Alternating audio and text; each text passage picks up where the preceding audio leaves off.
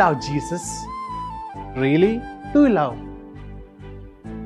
നിങ്ങൾ ഈശോയെ സ്നേഹിക്കുന്നുണ്ടെങ്കിൽ ഈശോ പറയുകയാണ്, നിങ്ങൾ ശുശ്രൂഷിക്കപ്പെടാനല്ല, ശുശ്രൂഷിക്കാനാണ് വിളിക്കപ്പെട്ടത്. നമുക്കെല്ലാവർക്കും ആഗ്രഹമുണ്ട്, ഞാൻ ഒന്നാമനാകണം, എന്നെ എല്ലാവരും അംഗീകരിക്കണം, എന്നെ എല്ലാവരും ബഹുമാനിക്കണമെന്നൊക്കെ.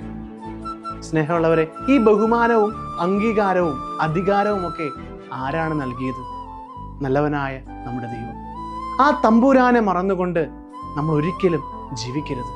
ഈശോ ഓർപ്പിക്കുകയാണ്, ദാസന്മാരുടെ ദാസനാകാനായിട്ട് ശ്രമിക്കുക, നിങ്ങളുടെ ജീവിതം ഉന്നതങ്ങളിലെത്തുമെന്ന്. സ്നേഹമുള്ളവരെ, ദാസന്മാരുടെ ദാസനായിക്കൊണ്ട് എല്ലാവരെയും സ്നേഹിക്കുവാനായിട്ട് നമുക്ക് സാധിക്കട്ടെ.